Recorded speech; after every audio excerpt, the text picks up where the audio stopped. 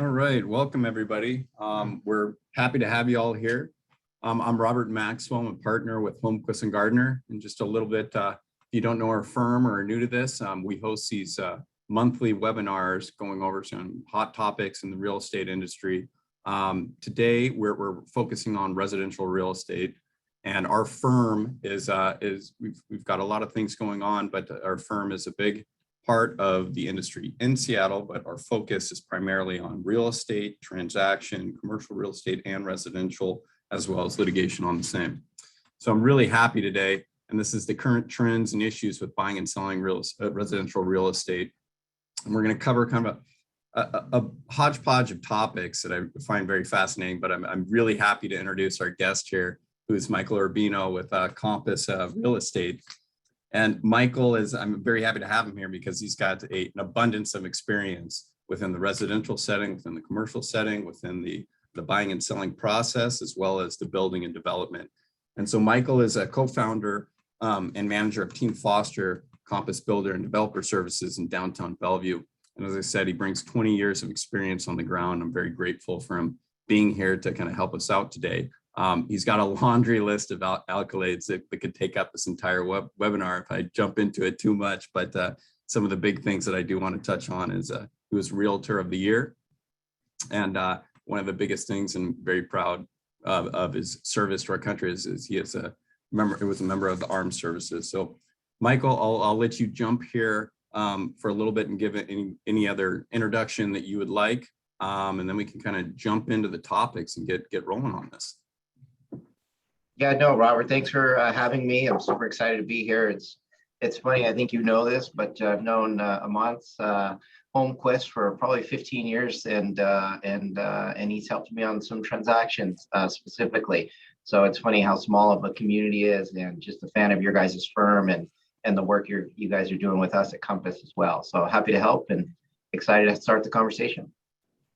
Perfect, and thank you. And for everybody that's been part of one of these that I'm hosting, I do like to keep this as interactive as possible. So if we're talking about something and we're going through something and it makes sense to stop, and there's a question from somebody in the audience relating to something we're discussing, it's great to hit that right at that time. You know, I don't want to stop and jump around on different topics, and we'll save some of those questions towards the end.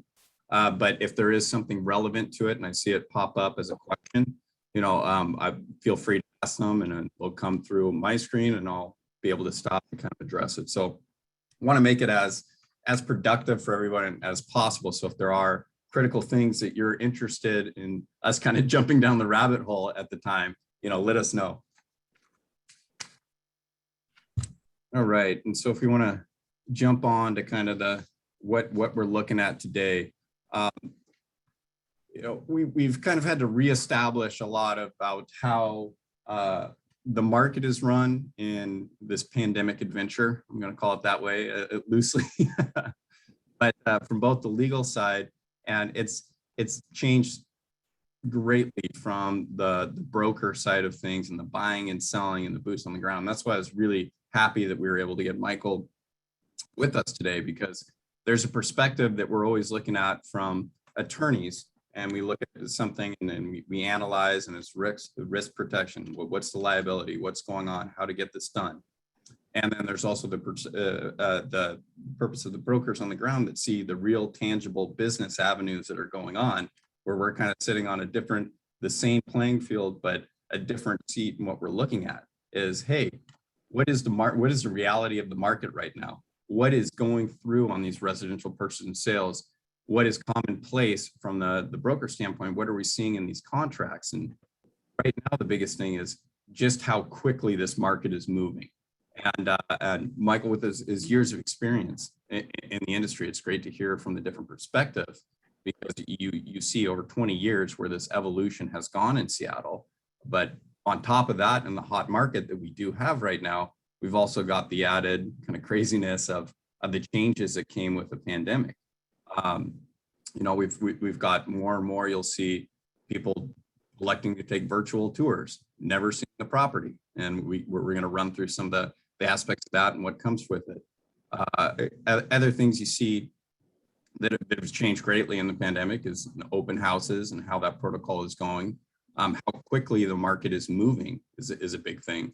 And Michael, to start off, I just kind of want to get a gauge for let's talk broadly about kind of the 5-year market, where this has gone and where it's sitting right now in Seattle.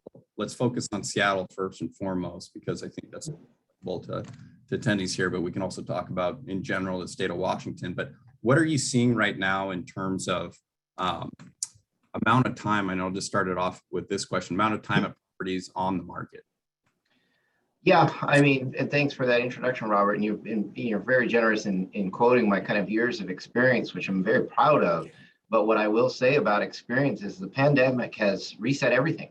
And it's what I hate about this business, but also what I love about it is, there's no amount of tenure or knowledge that can allow you to just think you know it all. And every single day you're learning something new. And then when you have this exogenous event like a pandemic, and then it's supercharged by kind of macro policy, and then you have all these changes in behavior like work from home and all of this stuff in house, and and even educating from home, it's reset everything we know. And I think the jury's still out, to use your parlance. We don't know everything how this is going to play out. But I mean, to answer your specific question about kind of the length of time to sell a house in Seattle, I know we're going to look at some statistics and graphs. Generally that's 5 to 7 days. But the 5 to 7 day mark is an artificial mark, because that is us as listing brokers typically managing that process. Many sales could happen within hours. Many sales could even happen off market, and often do. But because of the system that we've kind of adopted in our market area, that is kind of expanded to the rest of the market with our offer review management process, that's generally what we plan for and set up for. But I will tell you, even in the last couple of weeks, that is starting to shift again. So that's, again, back to what I love about this business. It's so dynamic. And I will say just one thing about Seattle proper. I'm kind of a Washington native. I mean, I was born 5-6 miles from where I stand right now. I mean, I've certainly traveled the world. I'm not just a Luddite in Seattle, but I do believe in the specialness of the Emerald City of the Pacific Northwest. I love it here. I will build my family here, and I love the rest of the world. And we are very unique and dynamic, but the stories that we're telling are actually not unique to Seattle. I know a lot gets made out of what Amazon is doing and Microsoft and all of this other things. But if you because I actually am a director for the National Association of Realtors, and when I'm speaking to my friends in Nashville and Des Moines, even these third tier, what we call third tier cities, not disrespectfully, but just in size, they are having the same phenomena of a shortage of inventory, of getting multiple offers, of houses selling in 3 to 5 days that used to take 6 months. So yeah, I know you want to go on, so we can dig deeper in that. But that's the shortest answer I can give. But we are managing that process, and that's what creates it. And it's kind of, we'll see what that looks like in 2022. But I would suspect it will not look the same as it was in 2020 and 2021. And that's I want to clarify one point there when we're speaking this, just so we keep the time frames correct. When you're talking about the 5 to 7 days, that's the days from an open listing to having a under contract is what you're referring to. Exactly. I mean, our business is always evolving. It's funny, there's a lot of talk about there's too many brokers in the business, and there's a lot of unprofessional activity and all of this. I don't buy into that. I really don't. I mean, I started in this business before I was even old enough to drink. I was barely out of teenage years. And the level of sophistication and the knowledge it takes to list and execute and be successful in this business is higher than it's ever been. And why is that? Part of it is because we're charging more than we've ever charged on a percentage basis because of the appreciation of houses. And our clients are becoming more sophisticated than ever. There's so much information on whether it be our competitor's website, our website, where we've totally demystified and made the process so much more transparent than it was when I came into the business. When I came in, there was a feeling like we shouldn't even post digital photography because if people know what the house looks like, they won't go by and see it. That literally was the prevailing thinking in my first year. And people would look down on me and make fun of me because I was using a digital camera and posting just one image And they would say, well, that's stupid, Michael. And that was a time where the MLS didn't even require you to post images of houses. And probably only 25% of them had it. And now compared to today, like you said, we're doing virtual tours, Matterports, we can even, do a video tour with people. It's completely changed. So now we are no longer the controllers of information. We are the interpreters, analysts, and consultants to that information, which I think has made us better. And I think you hit on one of the big things that we see in our industry more and more, and it's the massive crossover, but there's so much more transparency to the buying and selling process. The information that's at your fingertips right now, when you're going in to buy a home, when you're going to sell a home, it's really not what it used to be in terms of, hey, I've got to have, somebody do this, CMA, I've got to get all this stuff done. A lot of that information is there, but not to dismiss anything from that standpoint from the broker's perspective, because that information is available, but I've also seen it go the complete other way where there's such an abundance of information that people are getting in over their heads because they think that, hey, this is the process, or I can Google this and I'll know exactly what's going on. So the biggest value that I see in this is the broker's product, and the shift on the marketing and selling side of it is really looking at where the trends are going and anticipating it with their clients and guiding it through the process. And that's a huge shift that I've seen more recently. I mean, it's been happening, but it's in the last couple of years with COVID and the way people had to readjust their whole concept of how a house gets purchased and sold in that time. It's great to see, but it's an interesting thing because you're seeing it real time. As you said, there's no standard way to do it. It's shifting constantly. So I want to run through, and we got some slides. If you can hit the next slide there, Mike. So we've got some information, and there was something. There was a question that popped up in the Q&A, just relating to are we going to talk about the Tacoma area and some of these other markets? And yes, we're going to generally touch on these. We're using Seattle as just kind of the baseline right now because it's I'll call it like the tip of the iceberg in terms of where things are flowing through. Tacoma, Snohomish County, Pierce County, Eastern Washington too. Everyone's seen a very aggressive push on a lot of the sales prices, the time on market, everything in general in Washington. So I'm going to make the general statement that it's relatively across the board, but Seattle, it provides this it's not really the outlier. It's just an easy way to look at where kind of the real big push has been within the Seattle real estate market. But more than happy to go through any questions in other counties. I'm going to use this as the example today. But if you can kind of run through this chart, Michael. Yeah. I know this is what we're looking at is kind of the supply of where it's at over the last 5 years.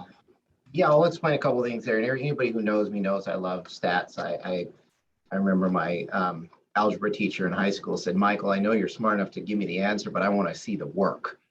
And I've never forgotten him, Mr. Landstrom, because it really kind of changed the way I thought about it. And I know there's brokers that can come out and say, oh, this about that, about the market, but I want to see the data. I want to see it quantified.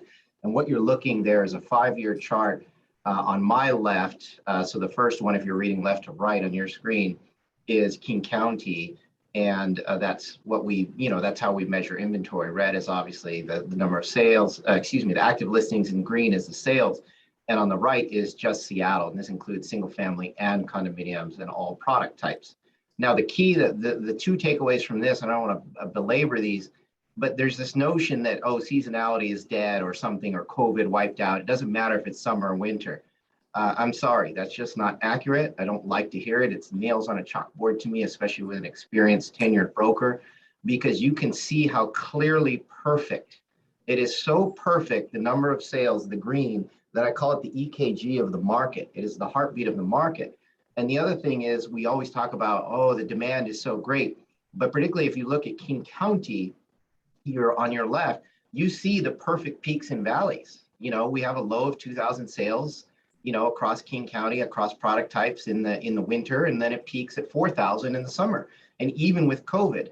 Now, where it gets weird and strange, if you look, anytime you see green over the top of red, that's where you get a low inventory market that every broker talks about, cries about, we don't like, because it puts extreme price pressure. It's not demand that is driving prices up. It is the demand relative to the lack of supply that is driving the prices up. Sellers control the market, not the buyers, because you can see the buyers are very consistent. And by the way, if I took that chart back 15 years, even through the Great Recession, it would look very similar. But what would happen is the red would be so much higher. And that's where we get this price pressure. And the reason why you see the red, you get kind of that third spike on the Seattle area, was all the condominiums in 2020 that were released in the middle of COVID. And you can see that a lot of those are being absorbed now, and you see, but I think the key takeaway from this slide is Greater King County is now outperforming Seattle Metro. That's new. Usually the city is the hottest and there's a halo effect, what I call a lantern effect. But it's hotter in the rural. There's 39 municipalities in King County. Seattle is one. The other 38 are actually outperforming as a group than the city, which is new and interesting and worth paying attention to. But we can go to the next slide. Yeah, please. And then here again, top to bottom, you're looking at King County and Seattle. Again, the takeaway from this slide is really, you can see the red line is the sold prices. So you can see that going up. But again, the reason why I don't like average sold prices, and I may not even like median sold prices, because a lot of times people say, well, the average sold price last year was 550 and it's 650 this year. So therefore I must have, 18% appreciation or whatever. But it's not necessarily like that. It may be that higher end homes are starting to sell as opposed to lower end, and they can pull up the average. So this is a very tricky slide. This is not what I call an appreciation slide. I think that's a fundamental misunderstanding of how to read these. I think it's where the activity is. So when you see those spikes and you see those lines coming together of green and red, the for sale, that doesn't mean the prices, because you can see clearly in King County, the average price of green is going down. That does not mean homes are getting cheaper. That means the high end has no inventory. And this is something very new. And I've talked about it before in public forums. Typically when a market starts to turn, and the three that I've been to, plus the ones I've studied before that, the top end starts to kind of fizzle out and then it works its way down. This time, what is very new is the bottom is starting to erode faster. So the bottom, an $800,000 house is oftentimes not as hot right now as even a $2 million house. That's something new. So, but next slide. And then here's your average time on market. And again, I only show you this, and those are pretty flat lines. The green, bounces around from 96 to 105%. Again, so much of that has to do with our pricing strategy as brokers and the sellers we represent. Do we price low so that we can get multiple offers, which would then get that over 100%? Or do we price a little higher and allow room for negotiation? It's a tricky slide. I think what's more important about this is the average cumulative days on market, which is what that orange bars are. That's what CDOM stands for. And again, over time, and I know you can't see my mouse cursor, but you can see this kind of steady beat EKG of ups and downs, and it's very level. Now, what happens is the highs and the lows may change, but the pattern doesn't. And so you can clearly see that it takes longer to sell a house in January and February than it does April and May. I mean, again, that's very clear. You cannot argue with this. There may be exceptions to that, and there's a lot of us that like to go counter-cyclical and let's get a house and beat the market in January, and there may be valid reasons to do that. But the patterns can't lie, and these patterns are very consistent over time. No, that kind of segues perfectly into what I kind of want to talk about in terms of the average time on market and how quickly things are moving here. And just one of the big things that I want to hit on is we go through this process, and this is the biggest purchase of anybody's life, purchasing a house. And we've kind of fundamentally changed this process, whereas before, even 10 years ago when I was starting out, it was still the norm to have between 30-45 days closing. And we still see that once in a while, but what I see a lot more frequently now is people running with a 14-day closing, 21-day closing. And it's moving so quickly that some items that a buyer or a seller doesn't have control over can't even keep up with the process. And one of those big ones that I see pretty consistent over and over and again is lender issues and underwriting and not being able to meet what the original mortgage broker came out and said, hey, you know, you're all queued up, we're ready to go. We have no problem meeting a 20-day closing. You're good to go with that time frame. And you know, 3 or 4 days before closing, you get the email that says, hey, underwriting, there's some hiccups, we're going to need more time. And so one of the things that I wanted to talk about with you in particular is, you know, being on the ground with a buyer in that position, being on the ground with a seller in that position. And I kind of want to bounce some ideas back and forth on that of best practice to, one, to let a buyer or seller know that, hey, this is the reality of the industry. You know, the lending side of things is pretty backed up right now with interest rates as low as they are. And so be prepared that if something like this does come up, that we have a process that we can go through. Yeah, I mean, definitely. I mean, there's so much to unpack there. I mean, I'll try to synthesize it to keep it clean, and we can follow up on that. But I mean, yes, of course, I think what you're alluding to, which I 100% agree with, is to be very careful. And it's not that you can't trust your lender. There are some lenders out there that don't know what they're talking about. They're inexperienced, or they may just be bold-faced liars. I tend to give people more grace than that and give them the benefit of the doubt. Most of them are not that way. It's that they don't have all the information. There may be things that come up on your credit report. There may be things that happen at the national office. You know, I do a lot of new construction work, and we need preferred lenders, particularly on condominiums, that will commit to us. Because one of the things, and again, I'm getting a little wonky here, but you know, I serve on the Federal Housing Finance Administration Committee for the National Association of Realtors. We just had a meeting earlier today. And what that committee does is kind of advise the federal government on Fannie and Freddie policy, which is basically the people that these banks sell their loans to. And to put that in a nutshell, almost every bank, whether it be Wells Fargo or Caliber Home Loans or banks or lenders, they're packaging these loans up and then they're selling them on what's called a secondary market. And they make money off of origination fees and then basically a yield spread premium for selling that money back to the government. Well, those guidelines and reserves are changing all the time. Again, your rank and file broker does not need to understand or worry about this. When I have 30 deals in escrow for a condominium building, and it's what we call portfolioed, and the bank is taking all the risk because they can't sell those loans, oh, you can better be sure I pay attention to that. And so that's where sometimes when you know you have a trusted loan officer and they've always come through for you, but then something's getting weird, a lot of times that's what's happening. The guidelines, the secondary market is moving. So it's like, you know, it's kind of like when we teach our kids to swim in the ocean, which I'm not there with my daughter yet. It terrifies me because I'm not the strongest swimmer in the world. But you know, there's something called an undertow, right? A current that can pull you out. You can't see it. You don't know why it's happening the way it is unless you're, you know, in that field of science. But the financial markets have that same thing. And so I'm not trying to excuse lenders who are late, but if as a best practice, you're going to try to release earnest money, which by the way, I think every attorney, including my friend Robert, would tell you that's crazy.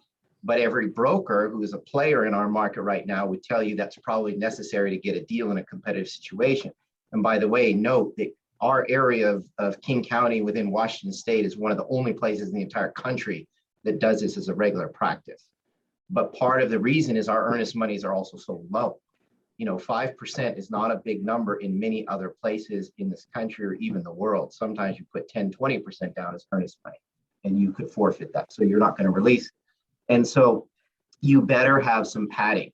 You better have an understanding with the broker on the other side that, hey, you know, we better give this, some room for mistakes, for errors, some grace.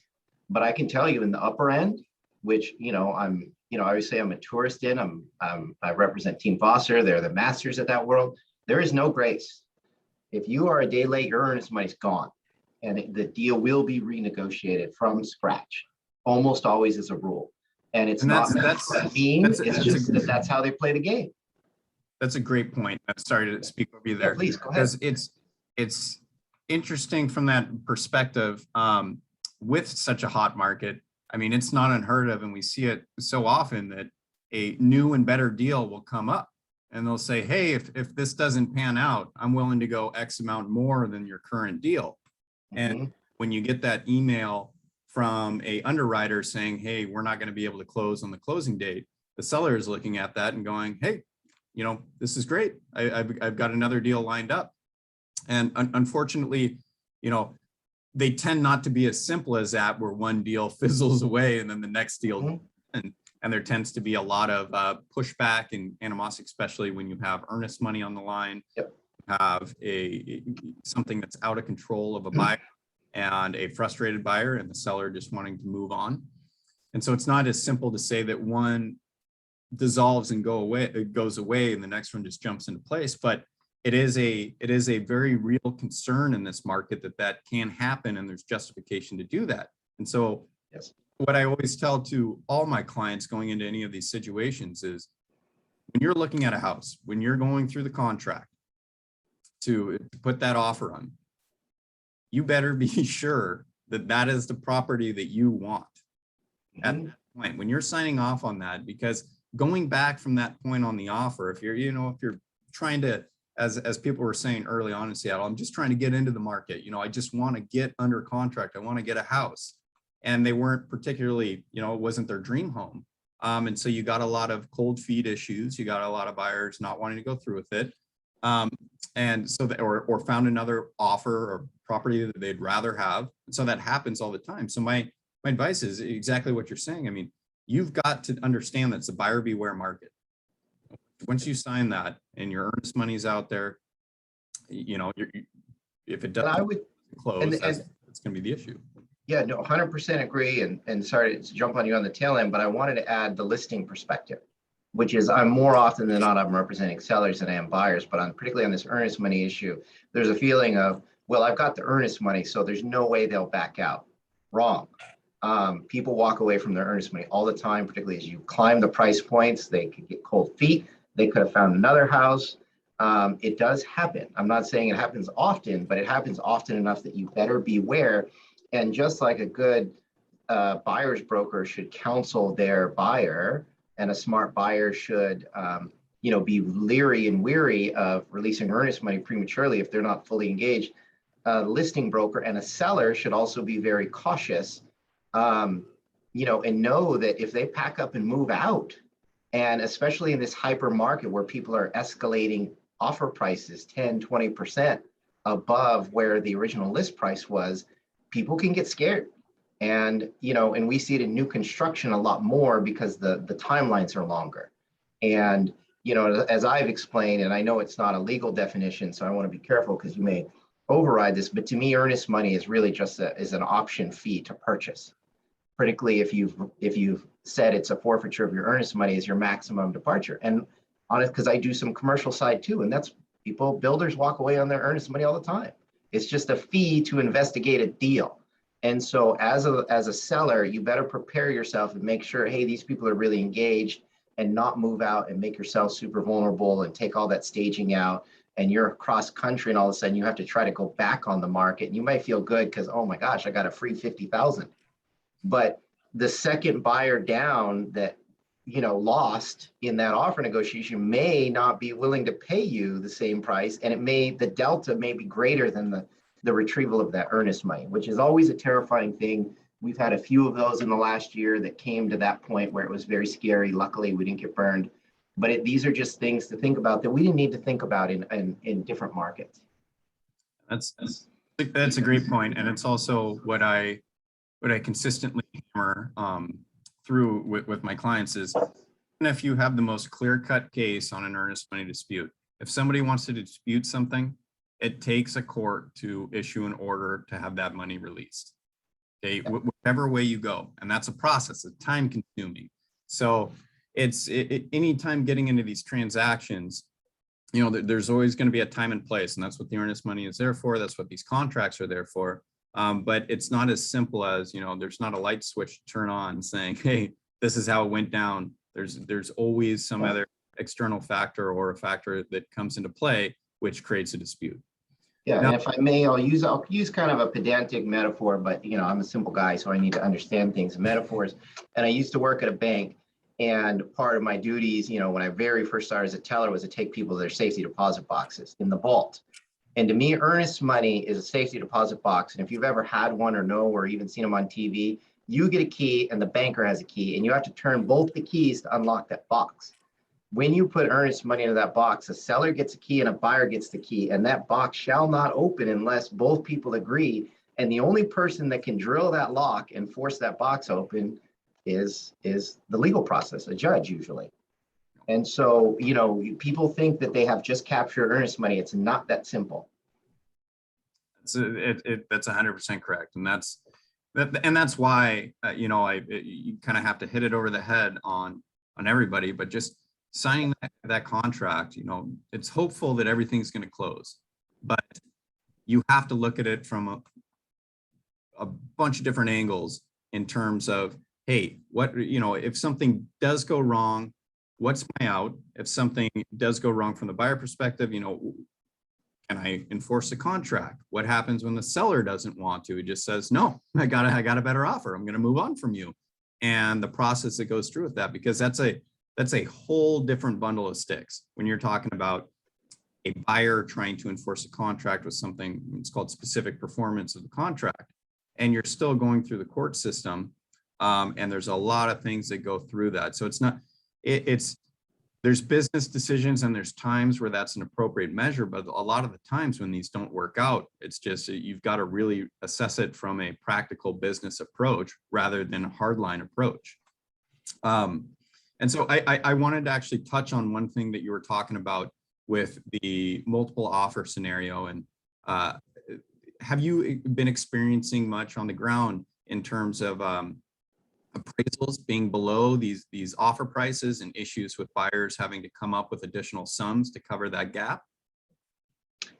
It's rare, and I'm proud to say that, but that's not rare because I'm lucky. I really don't believe that. The thing I'm lucky for is that I was trained very early on by some of the best brokers in the industry. I still get to work next to them, and one of the best appraisers in the industry by the name of Alan Pope, which a lot of brokers will recognize. And he really kind of taught me the process, how to meet with an appraiser, what kind of information they want, how to deliver it. We pull the key box off, we meet them. So there's a process to ensure, and this is especially critical in new construction, and we have a term we call appraisal integrity. When you're selling a plat or a condominium building, and you're literally going to sell the same unit or even an inferior unit for 10% more, 3 months after, you have to be very careful. There's a very process that we go through. Now, that said, yes, there are low appraisals going on all over the market. Again, some of that's bad appraisers, some of that's bad information, some of that's sloppy brokers, and some of that's just, honestly, the appraiser did his best or her best and couldn't make the numbers work. Because the thing about appraisers that are different than us, that I don't think a lot of people understand, is that appraisers are not there to set the value. That's what a broker price opinion is. That's what a comparative market analysis, brokers do that. Appraisers are there to prove the value.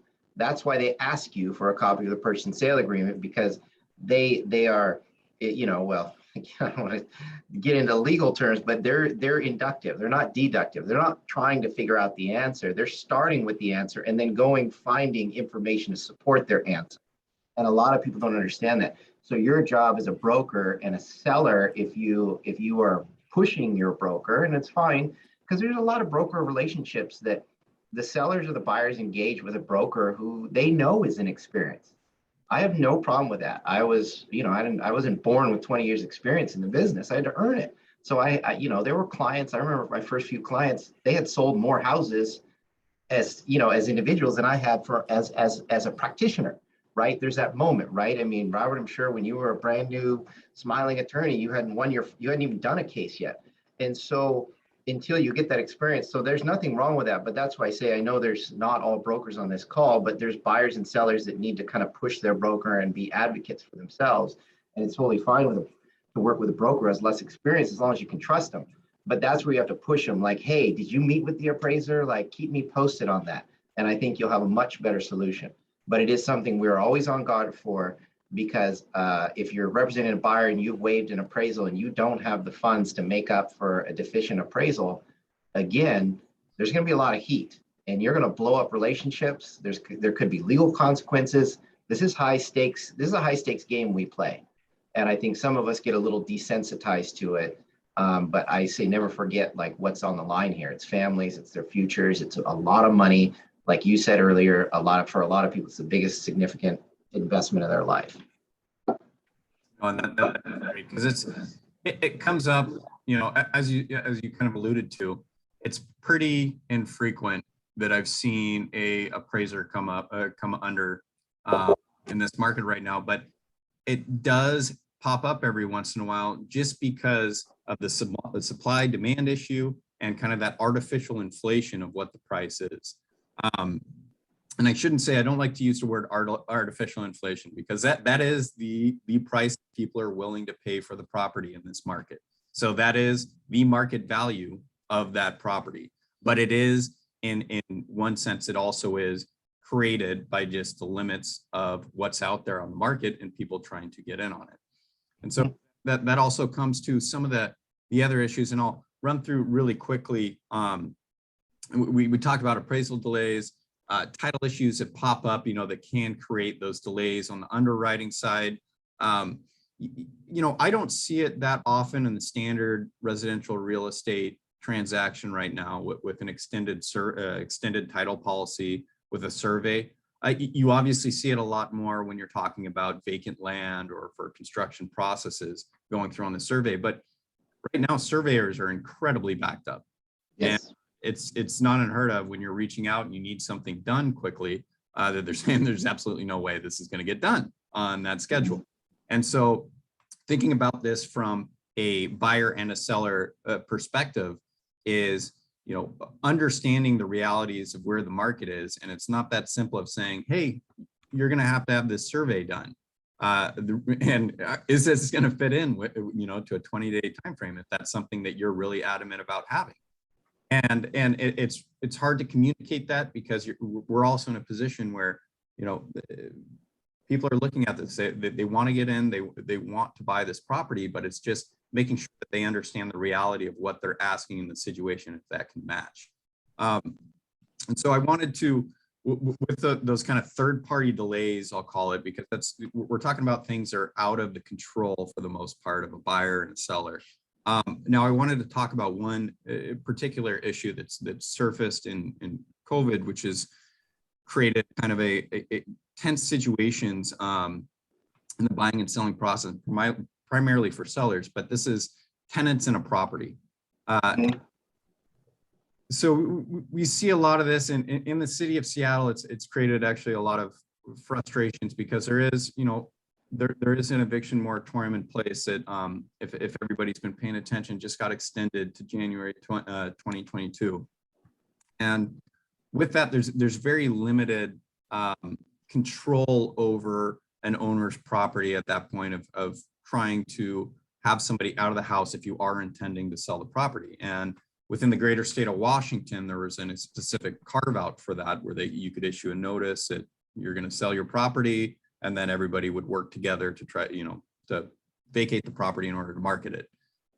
Right now, under the current Seattle mandate, there's no carve out for that, and the only thing that can technically remove a tenant, if the tenant just desires not to be removed, is if it's an imminent threat to health and safety.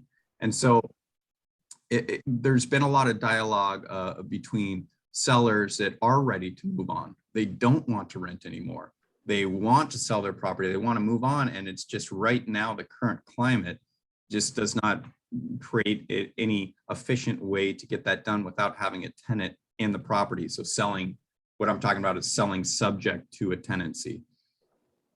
And so I don't know if you've had much experience on that from your broker side, but what's kind of some advice for a buyer or for a seller going out there that is looking to market, and they contact you and say, hey, I'd love to have this on the market, you know, in a couple of weeks, I've got a tenant. Yeah. Well, the simple answer is that is I'm not authorized to provide legal advice because, I'm not a practicing attorney. Um, All but right. that said, so yes, so my perspective I will share, that can come in multiple issues. And I think it actually exposes a flaw in our business practice that has been prevalent for many, many years, which is the idea that somebody could, be an unlawful holdover in a real property, and that should terrify everyone. For the most part, people do what they're supposed to. Sellers are supposed to leave no later than 9 p.m. on date of possession. They're out. Some of them leave it trashed. It's for the most part though, they do the right thing. They clean it up. They pull their personal property out. There are issues where we will sell an investment property with a tenant in place, and maybe the purchaser of that didn't actually want to maintain as an investment, wanted to convert it to their own private residence, and that tenant now is refusing to leave. That could have happened with or without the COVID and the moratorium, but it's basically making a lot of people tenancy experts, and there is some abuse going on. I think the good news is still, for the most part, I've not run into it, and I do ask our leadership about it. How, like, whenever they tell me there's something that we need to now pay attention to, I always tell me, is that a 1% chance, a 20 or a 50% chance? And it's still a pretty rare thing, but it's something that can happen and does happen. And it's not just, and it can be squatters even. The city of Seattle and the state of Washington are very liberal, whether you agree with it or not, on occupancy of a residence. And we have had people, I call it stealing a house. They just move in, and it's terrifying. I've had once in my career where somebody asked if they could take possession prior to close, and my clients were actually in the military relocating to St. Louis. They'd already left, and I said, absolutely not. The broker went and took it upon himself to access my key box, and this was back then, we didn't page me, went to Home Depot, made 3 copies, and gave his clients the key. So I show up to pull the key box, assuming, and this was about a week early, and I show up and I see like cars in the driveway, and I knock on the door, and a 6-year-old girl answers the door. And I said, hi. And she said, hi. I said, who are you? And she said, who are you? And I said, well, are your parents home? And they had stolen the house a week early. And I was ballistic. How could this happen? My clients trusted me. They're military people moving cross country. I wrote letters to the DOL, to the MLS. I said, I want this guy's license. He stole a house. Nothing. Didn't touch the guy. And I know because I tracked it for like 6 months, because that was at a point in my career where if somebody crossed me, I wanted to burn them down. And now, I hate to say it, that stuff does happen. So be aware of it. Look out for it.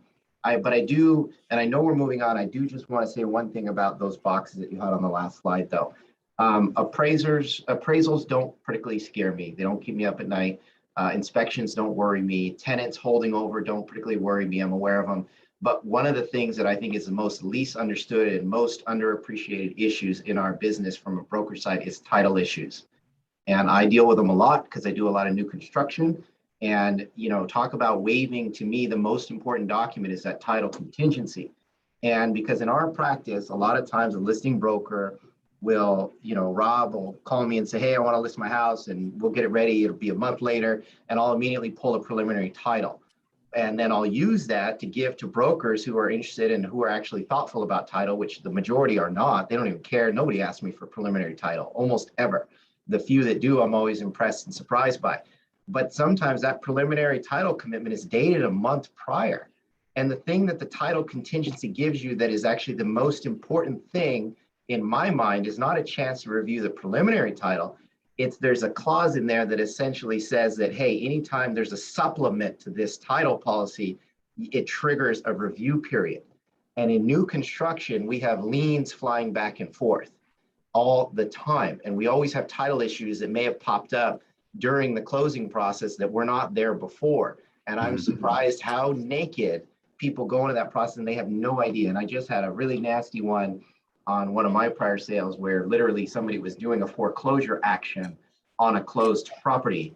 And there was a title claims left and right. It was a very messy one. We can talk on that offline, but it was a reminder of how vulnerable these people were. They had actually closed on houses and they almost got a foreclosure. Well, they did get a foreclosure notice and it was squashed in court, but it was a mess and it was terrifying for everybody involved.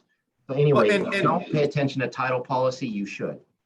and that's and we're running close on time, and I do want to reserve for some questions out there, but that's a really good point on this due diligence side of things, and something from the seller perspective that I recommend everybody that's going in, and you know, a lot of the brokers, I would say vast majority of brokers already do this, but it's not as well known just in the standard seller perspective, but getting that title report as early as possible. And so you understand as a seller, if there's anything that needs to be done, you know, these title issues that do come up, whether it's a name that's kind of out there, whether something didn't vest properly, there's cedent on the title still. These are not fast, quick resolutions. And there's times when it does require a quiet title action or going to the court to clear the title up. And that you know, jumping full steam into the market, and because I've unfortunately seen that happen where title wasn't pulled before they entered the contract saying, you know, they're going to provide marketable title, and it just turned into a big hoopla because the seller wasn't able to do that at this point. And so there's issues that always come up, but that just goes into this due diligence where I want to hit on these points really quickly. And the market has changed so much that we are seeing more and more people that are doing just a virtual tour of these properties. They're not actually physically stepping into these things. And you know, there's a time and place where you know, if somebody's ready to commit on something and they're perfectly okay with that, hey, that's their decision. But what inevitably happens in these situations is something doesn't match up to what they thought they saw in the video, and there becomes a dispute during the process, whether it's, you know, the square footage issue that we're talking about there, or it just doesn't mesh with the size that they thought the video was. And then there's just kind of the waffling and the cold feet issue. So, and we spoke about this a little bit yesterday, and actually really appreciated your comments on this, because you were talking about, you know, if I have a seller that's in that situation and they get a contract from somebody that you as a broker knows that has not physically stepped foot in the property, you have a big red flag there just on your side as a broker, but also to your seller, and saying that, hey, you know, we have not seen this property. And if something does change, this is something that could create an issue where you're, you know, conceivably you get earnest money out of it, but you're pushing it down the road to another time frame, to another buyer, having to go back on the market, all this frustration that can come up. So I really did appreciate that point that you made, that it's a reality of the industry that you're going to get it sometimes, but it's not just the buyer that should be wary of it. It's also the seller to look out for that and be aware that things come up. And I'll tell you, even since we spoke yesterday, I just had this actually happen yesterday. I was in offer review period. We had not as many offers as I'd hoped. We had two, and we were getting and somebody was madly texting me to try to send me a third. And I said, you know, and I didn't say it in a rude or confrontational way, but I said, I didn't recognize them. And have you seen the property yet? And they said, no, my client's willing to write a full price offer with sight unseen. I said, well, I'm always appreciative and respectful of offers, but I'm just going to tell you, we're already in the review period. And I will tell you that your offer would be underweighted compared to somebody. I mean, it's been on for a week. Like, what are you talking about? And I told my client, I said, but ultimately it's always the client's decision. And I told him, I said, look, I can probably get this third offer to mix it up a little bit, but they haven't even been on the property. And not only did they understand that that's risky from all kinds of perspectives, but they were insulted by it. So, you know, I think as brokers, we got to get out to the property. I mean, my first year in the business, somebody said, don't ever try to sell dirt you haven't walked on. And, you know, from a new construction perspective, I've never forgotten about that. And we recently had one, it was a multi-million-dollar deal. It was almost a $5 million sale. And the person wanted to buy it sight unseen. And they trusted their broker's eyes. And I said, not going to happen. We literally wrote into the contract that we would essentially give him a first right of refusal. And he was furious. We almost lost the deal. And this is a great broker on the other end. He's a friend of mine. He's a colleague in our company, does a lot of business. And he's like, Michael, why would you do that? I said, because we can't risk a sale fail. So we compromised, and we did a video tour with both of us present. So I could hear the questions they were asking, and I could make sure, because there's too many ways out of a contract. And we don't want earnest money, and we definitely don't want a lawsuit. We want to get to a successful closing. So, but yeah, I'll leave it there. But yeah, I think the physical element, I don't think the robots are going to be taking over the showing of houses quite yet. And if they do, I think that's a very foolish way to buy a $4 or $5, $6 million asset, no matter And how much money you have. that's a great, that's just a great kind of ending note, because it just ultimately comes down to, you know, we are a strictly buyer beware state, and you really got to understand what you're getting into. But also from the seller perspective, you got to take that into account, is if this sale doesn't go through, how is that going to harm you? And that's the business decision on the other side.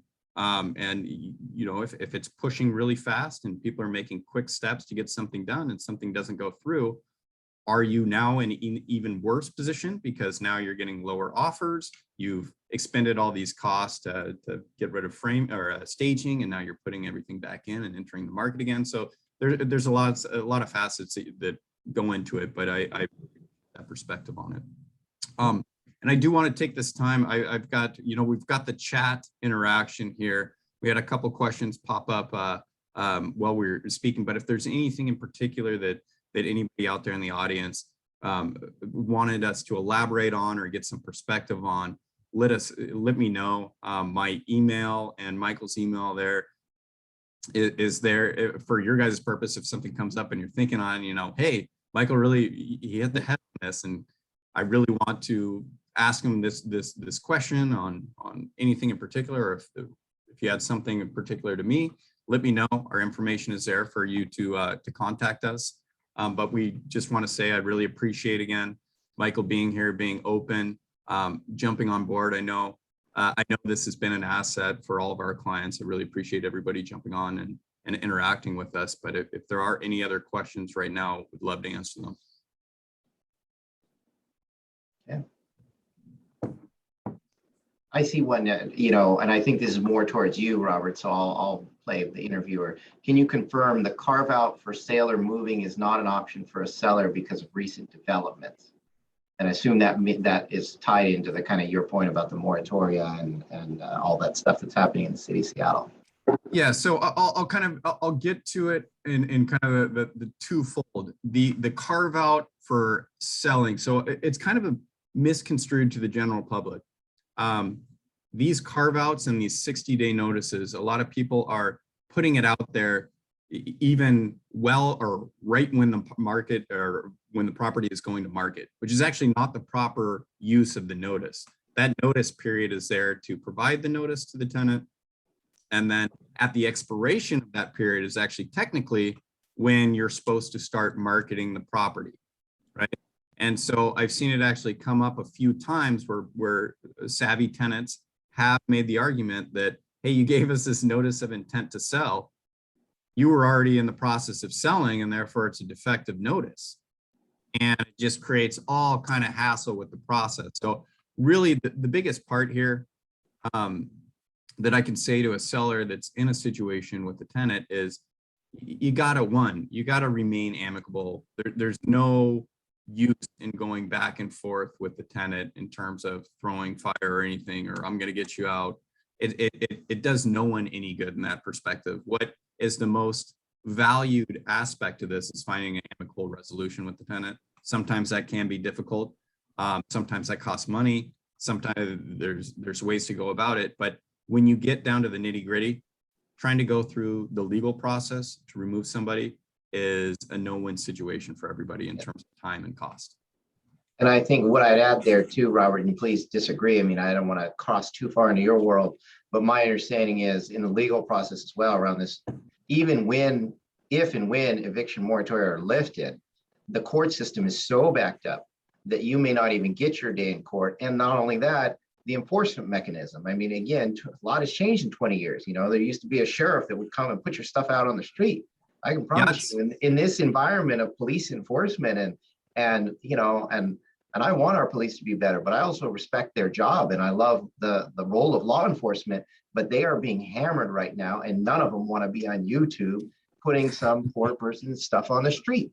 So even if you do, so the best thing is to try to avoid that at all costs, because there is no winning in that kind of forced eviction, hostile tenant situation.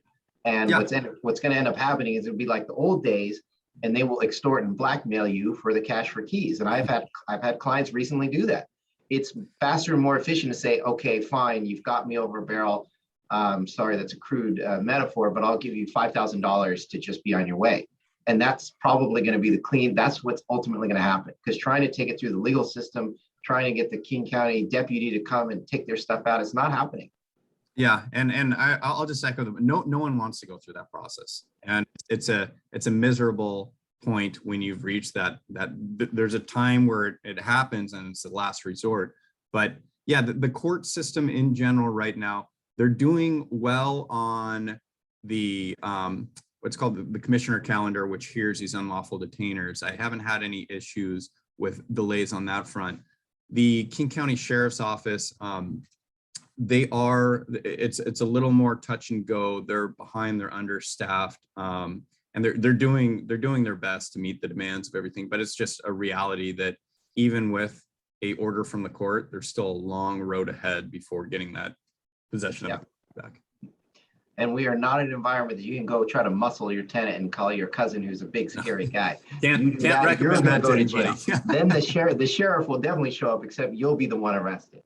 Yeah. So it is, and that's why, so be very careful with those tenancy issues, or if you suspect, like if you've got a hoarder in a house and you can tell that they just are not ready to leave, you do have to be very careful. And again, we're sensitive to that new construction.